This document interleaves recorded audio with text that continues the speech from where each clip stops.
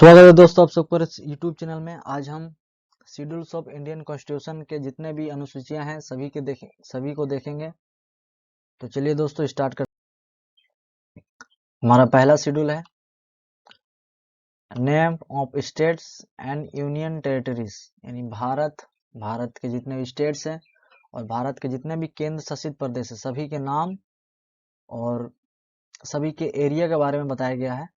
साथ ही साथ उस केंद्र शासित प्रदेश या स्टेट किस टेरिटोरियल जुरिस्डिक्शन के अंदर आएंगी उसके बारे में भी बताया गया है। जैसे अंडमान निकोबार एक केंद्र शासित प्रदेश है और उसका जो जुरिस्डिक्शन आता है वह है कोलकाता हाई कोर्ट के अंदर। ठीक है। सेकेंड शेड्यूल में जितना भी इम्पोर्टेंट पोस्ट है सभी इम्पोर्टेंट पोस्ट के सैलरी यानी वेतन के बारे में बताया गया। जैसे राष्ट्रपति का वेतन, गवर्नर का वेतन, चीफ जजेस, ये चीफ जजेस हो सकते हैं हाई कोर्ट के भी या सुप्रीम कोर्ट के भी, और जजेस of high court and supreme court के सैलरी के बारे में बताया गया है। ऑडिटर जनरल के सैलरी के बारे में बताया गया है।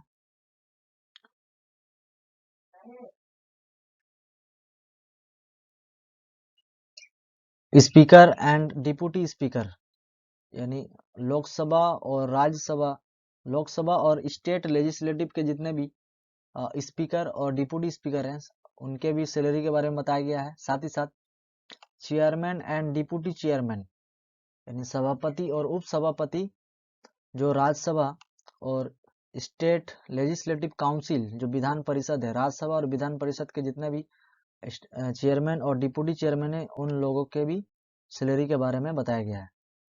हमारा जो थर्ड शेड्यूल है उसमें शपथ ग्रहण के बारे में बताया गया है। Forms of auth and affirmation, जैसे यूनियन मिनिस्टर्स, जितने भी केंद्र के जितने भी मंत्री परिषद हैं सभी के, candidate for election to the parliament, और पार्लियामेंट के इलेक्शन में जितने भी कैंडिडेट चुने जाते हैं जिन्हें हम मेंबर ऑफ पार्लियामेंट कहते हैं उन लोगों के भी शपथ ग्रहण के बारे में बताया गया है। जजेस of supreme court and high court और सुप्रीम कोर्ट के जज किनके सामने शपथ लेंगे और किस पद्धति के द्वारा लेंगे उनके बारे में भी बताया गया है। Auditor general, minister to state legislature and member of state legislature, यानी राज्य विधानमंडल और विधान परिषद के जितने भी मंत्री हैं और राज्य मंत्री सबके ऑथ और एफर्मेशन के बारे में बताया गया है। हमारा सबसे इम्पोर्टेंट जो शेड्यूल है वो है शेड्यूल 4 में allocate seats for states and union territories of India in Rajya Sabha, यानी राज्यसभा में जितने भी मेंबर ऑफ पार्लियामेंट होंगे, यानी राज्यसभा के जितने भी मेंबर होंगे किस राज्य में कितने सीट्स अलॉट किए जाएंगे, ये भाग हमारे जो अनुसूचियां यानी अनुसूची जो हमारे 4 है शेड्यूल 4, उस शेड्यूल 4 में बताया गया है। अगला है हमारा अनुसूची 5 यानी 5th schedule, administration and control of schedule area and schedule caste, यानी शेड्यूल ट्राइब, यानी शेड्यूल ट्राइब और शेड्यूल जो एरिया है, शेड्यूल एरियाज में राष्ट्रपति या जो हमारे केंद्र सरकार है वो किसी एक मंत्री का या मंत्री परिषद का गठन करते हैं जो उस शेड्यूल एरिया या शेड्यूल ट्राइब एरिया में अपना प्रशासन चलाती है। तो इसके बारे में हमारे अनुसूची 5 में कहा गया है। अगला है हमारा अनुसूची 6, provision for administration of tribal area, यानी अनुसूची जो 5 है उसमें शेड्यूल एरिया भारत के किसी भी जगह में हो सकता है, वहाँ एडमिनिस्ट्रेशन किस तरह से चलाया जाएगा उसके बारे में बताया गया है। लेकिन अनुसूची 6 में सिर्फ असम, मेघालय, त्रिपुरा और मिजोरम, ये 4 ही ऐसे राज्य हैं जो 7 सिस्टर्स के पार्ट हैं। सिर्फ इन्हीं राज्यों के ट्राइबल एरिया में किस प्रकार से एडमिनिस्ट्रेशन चलाया जाएगा उसके बारे में बताया गया है। यानी प्रोविजन स्पेशल स्टेट्स का जो दर्जा दिया जाता है वो भाग 6 के तहत है। अगला है भाग 7 में गिव एलोकेशन ऑफ पावर, यानी राज्य और यूनियन और स्टेट्स के बीच में किस तरह से पावर को बंटवारा किया गया है उसके बारे में देखेंगे। पहला है यूनियन लिस्ट जो जितने भी पावर केंद्र सरकार के अंडर में रहते हैं, तो उसमें टोटल 100 सब्जेक्ट्स के बारे में बताया गया है जो पावर केंद्र सरकार के अंडर में है। स्टेट लिस्ट, यानी राज्य सरकार के अंडर में टोटल 61 ही पावर है जिनमें वो कानून बना सकते हैं। और कॉन्करेंट लिस्ट जो राज्य सरकार और केंद्र सरकार दोनों ही कानून बना सकता है, उस तरह का 52 पावर है। नेक्स्ट देखते हैं 8th शेड्यूल।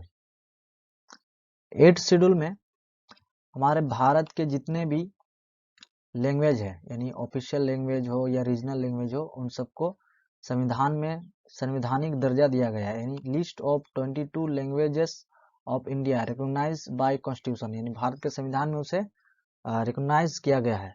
तो उसमें से सबसे पहले देखते हैं क्या क्या है।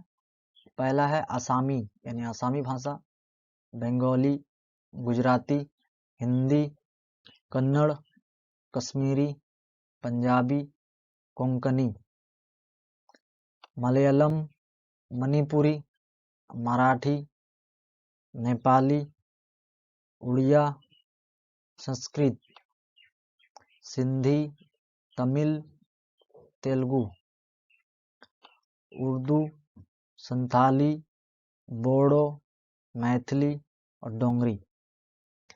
ये जितने भी लैंग्वेजेस हैं, सभी लैंग्वेजेसों को भारत के 8वीं अनुसूची के तहत दर्जा दिया गया है, संवैधानिक दर्जा दिया गया है।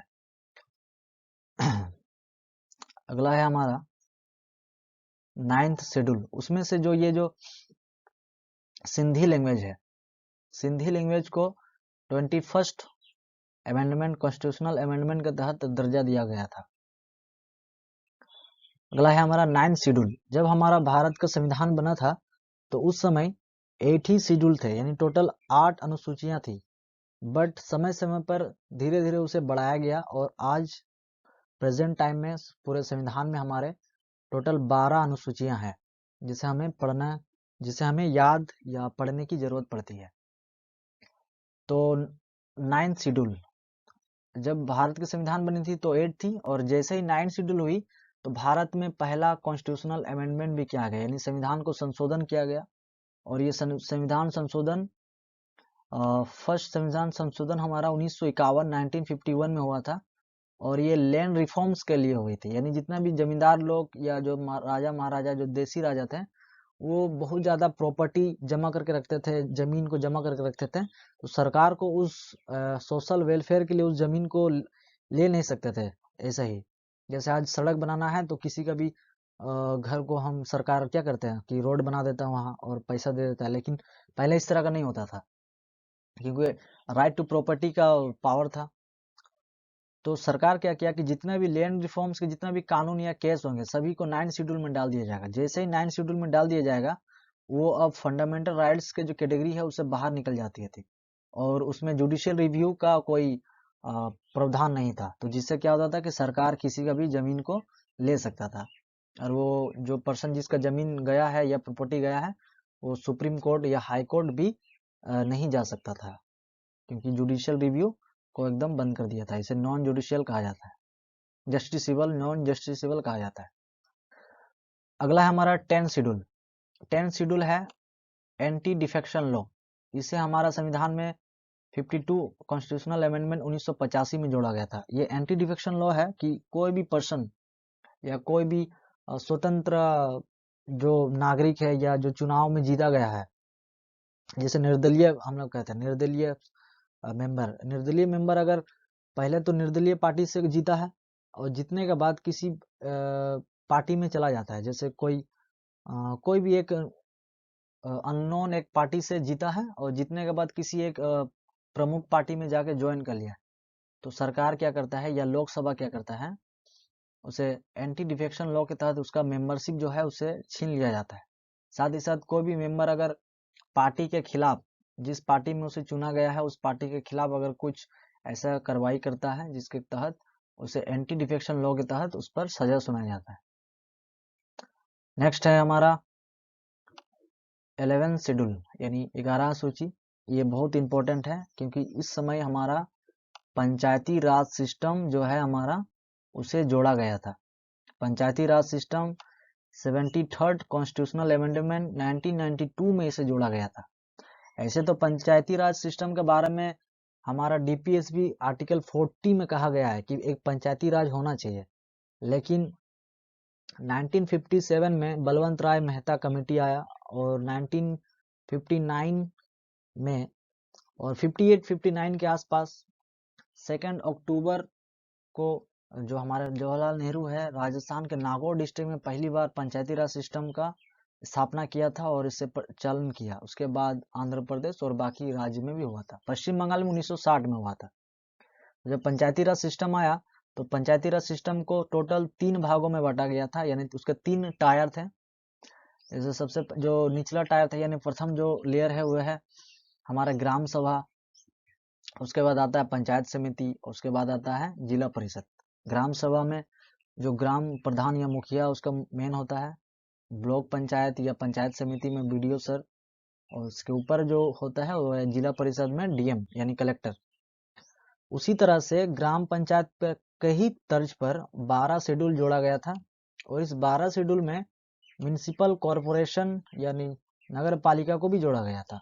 और नगर पालिका जो अधिनियम है ये 74 संविधान संशोधन 1992 में जोड़ा गया था। इसमें भी 3 टायर है। सबसे पहले काउंसिलर, उसके बाद हमारा म्युनिसिपालिटी के बोरो चेयरमैन, और जो नगर पालिका में नगर में वो है आपका मेयर। तो इस तरह से हमारा संविधान के टोटल 12 अनुसूचियों के बारे में हम जितने भी हम जानते थे उस सभी को हम शेयर किए।